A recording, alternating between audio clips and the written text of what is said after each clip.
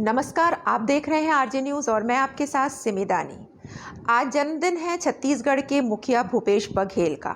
सबसे पहले तो आरजे न्यूज़ के सभी दर्शकों की तरफ से मुख्यमंत्री जी को जन्मदिन की बधाइयाँ, शुभकामनाएं। भूपेश बघेल छत्तीसगढ़ की राजनीति का वो चमकता सितारा है जिसने अपनी चमक से भारतीय राजनीति के बड़े बड़े दिग्गजों को चौंधिया कर रख दिया है। मोदी नाम की आंधी में जहां बड़े बड़े दिग्गज उड़ गए, वहां भूपेश बघेल चट्टान की तरह अड़े रहे। 2018 विधानसभा चुनाव के बाद जीत के बाद से भूपेश बघेल की प्रसिद्धि और कद कितना बढ़ गया है, इस बात का अंदाज़ा इस बात से लगाया जा सकता है कि ढाई साल मुख्यमंत्री के फार्मूले पर बनी सरकार को छेड़ने तक की हिम्मत कांग्रेस आलाकमान नहीं कर पा रही थी। भूपेश बघेल महज 3 साल में ही कांग्रेस के पोस्टर बॉय बन गए। कांग्रेस अध्यक्ष सोनिया गांधी और राहुल गांधी के सबसे विश्वसनीय सिपह सालार बन गए। इसलिए भूपेश बघेल को किसी भी राज्य के विधानसभा चुनाव में न केवल बड़ी भूमिका दी जाती है, बल्कि उन्हें उनके कामों को मॉडल बताकर कांग्रेस पार्टी वोट भी मांगती है। भूपेश बघेल के वो काम जिसकी चर्चा लंदन तक भी हुई है और कैसे छत्तीसगढ़ मॉडल को देश में वे लोकप्रिय बना रहे हैं, आइए जानते हैं। लेकिन उससे पहले ये जान लेते हैं भूपेश बघेल के जीवन और उनके राजनीतिक सफर के बारे में। भूपेश बघेल का जन्म पाटन के एक छोटे से गांव में आज ही के दिन यानी 23 अगस्त 1961 को हुआ। मनवा कुर्मी समाज में पैदा होने के कारण वे मेहनती, साहसी और जुझारू होने के गुण उन्हें अपने परिवार में विरासत के रूप में मिले। प्रारंभिक शिक्षा गांव में ही पूरी की। 80 के दशक में कॉलेज के दिनों से ही वे भारतीय यूथ कांग्रेस में सक्रिय हो गए और एक संघर्षशील युवा नेता की तरह कांग्रेस में जान फूंकने लगे।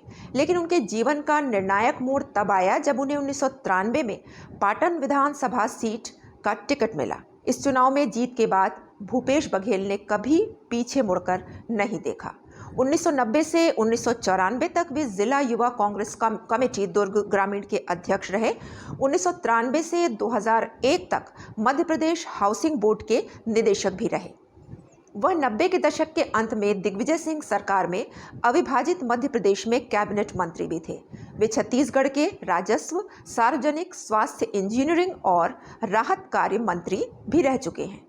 नवंबर 2000 में छत्तीसगढ़ राज्य के गठन के बाद वे छत्तीसगढ़ विधानसभा के सदस्य बने और छत्तीसगढ़ शासन के तहत राजस्व, पुनर्वास, राहत कार्य, सार्वजनिक स्वास्थ्य यांत्रिकी मंत्री के रूप में नियुक्त भी किए गए।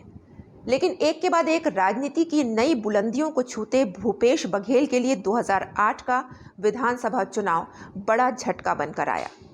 उन्हें अपने गढ़ पाटन विधानसभा सीट से करारी हार का सामना करना पड़ा। यही नहीं, एक साल बाद ही 2009 में उन्हें लोकसभा चुनाव में रायपुर संसदीय सीट से करीब 58,000 वोटों से भारतीय जनता पार्टी के दिग्गज नेता रमेश बैस से शिकस्त का सामना भी करना पड़ा। एक ओर जहां रमन सिंह सरकार की लोकप्रियता दिनों दिन बढ़ती जा रही थी, पूरा राज्य बीजेपी और कमलमय हो रहा था, तो दूसरी ओर कांग्रेस सत्ता से दूर होती जा रही थी। कांग्रेस का मनोबल गिरता जा रहा था।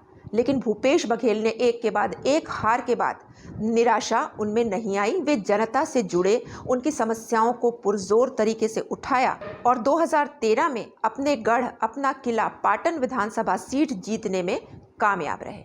ऐसे कठिन समय में जब रमन सिंह का जादू प्रदेश भर में छाया था, मोदी लहर अपने उफान पर थी, भूपेश बघेल ही वो शख्स थे, वो नेता थे जिन्होंने कांग्रेस के हौसले को छत्तीसगढ़ में बुलंद रखा।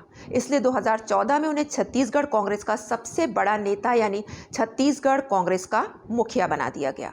रमन सिंह और मोदी के बढ़ते राजनीतिक कद के आगे भूपेश ने कभी हार नहीं मानी। 2014 से 2019 तक वे कांग्रेस संगठन को एकजुट और मजबूत करने में लगे रहे। यह बेहद ही कठिन दौर था क्योंकि राज्य के शीर्ष कांग्रेस नेता जैसे महेंद्र कर्मा, विद्याचरण शुक्ल, नंद कुमार पटेल और 28 अन्य लोग दरभा घाटी में 2013 के नक्सली हमले में मारे जा चुके थे। कांग्रेस का शीर्ष नेतृत्व इस अनहोनी के बाद समाप्त हो चुका था। अजीत जोगी भूपेश बघेल के राजनीतिक प्रतिद्वंद्वी बनते जा रहे थे। अंतागढ़ टेप कांड के बाद कांग्रेस में फूट और घमासान मचा हुआ था। छत्तीसगढ़ कांग्रेस का विभाजन हो गया था। पूर्व मुख्यमंत्री अजीत जोगी ने अपनी पृथक राजनीतिक पार्टी भी बना ली थी। छत्तीसगढ़ जनता कांग्रेस अब कांग्रेस के लिए एक बड़ी चुनौती भी बन रही थी, लेकिन भूपेश बघेल ने इन्हें चुनौती नहीं बल्कि एक अवसर के रूप में देखा। वे अजीत जोगी और उनके बेटे अमित जोगी को कांग्रेस से अलग करने में सफल रहे और अब उनके सामने टिकने वाला छत्तीसगढ़ में कोई भी नेता नहीं बचा था। 2018 में 15 साल की रमन सिंह सरकार को भूपेश बघेल ने बुरी तरह उखाड़कर फेंक दिया। 90 में से 69 सीट जीतकर एक नया इतिहास भी रच दिया। 15 वर्ष से विपक्ष की आवाज बने भूपेश बघेल ने 17 दिसंबर 2018 को मुख्यमंत्री पद की शपथ ली और लग गए छत्तीसगढ़ की तकदीर की नई इबारत लिखने। मुख्यमंत्री बनते ही अपने चुनावी घोषणा पत्र में सबसे ऊपर रखने वाले वादे को उन्होंने पूरा किया। किसानों की कर्ज माफी की घोषणा की। किसानों और आदिवासियों के लिए एक के बाद एक आकर्षक घोषणाएं और योजनाएं शुरू की, जैसे राजीव गांधी किसान न्याय योजना, नरवा गरवा घुरवा और बाड़ी, गोधन न्याय योजना, मुख्यमंत्री हाट बाजार क्लिनिक योजना, कोविड के समय पढ़ाई तुहर द्वार योजना और ऐसे ही कई कल्याणकारी योजनाएं बघेल ने शुरू की। इन योजनाओं की चर्चा देश ही नहीं विदेशों में भी हो रही है। इनकी योजनाओं की सराहना लंदन और अमेरिका में भी होने लगी। 2019 में लंदन की संसद में उन्हें संबोधित करने के लिए आमंत्रित भी किया गया।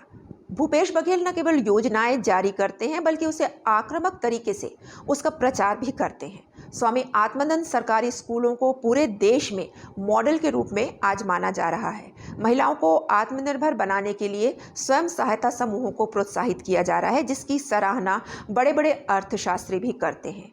आदिवासियों से लघु वनोपज को ऊंची कीमतों में खरीदा भी जा रहा है।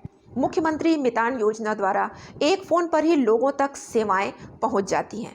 खूबचंद बघेल स्वास्थ्य सहायता योजना द्वारा लोगों के स्वास्थ्य का ध्यान रखा जा रहा है और मुख्यमंत्री भेंट मुलाकात योजना के जरिए लोगों तक मुख्यमंत्री सीधे पहुंच रहे हैं और उनकी शिकायतें भी सुन रहे हैं और उनका त्वरित निवारण भी कर रहे हैं। लेकिन कई दावे और वादे अभी भी अधूरे हैं, जिनके पूरे होने की आस छत्तीसगढ़ की जनता लगाए बैठी है और विपक्ष बीजेपी इसे आने वाले 2023 के चुनाव के लिए मुद्दा बनाकर मैदान में उतारने भी वाली है। ये वादे कांग्रेस के घोषणा पत्र में लिखे भी गए हैं, जैसे युवाओं को 10 लाख रोजगार देने का वादा, बेरोजगार युवाओं को बेरोजगारी भत्ता और 2500 रुपये छात्रवृत्ति देने का वादा, पूर्ण शराबबंदी का वादा, कर्मचारियों के नियमितीकरण का वादा। अभी भी भूपेश सरकार के पास 18 महीने का कार्यकाल बाकी है। अब यह देखना दिलचस्प होगा कि आगामी विधानसभा चुनाव के पहले इन मुद्दों को भूपेश सरकार कैसे हैंडल करती है। भूपेश बघेल गांव, जमीन और खेतीबाड़ी से हमेशा जुड़े रहे हैं, इसलिए वे छत्तीसगढ़ी लोगों की नब्ज को अच्छी तरह समझते हैं। बीजेपी का हिंदुत्व और धर्म का एजेंडा जहां पूरे देश में काम करता है, वहीं भूपेश बघेल के सामने उनका यह एजेंडा फेल हो जाता है।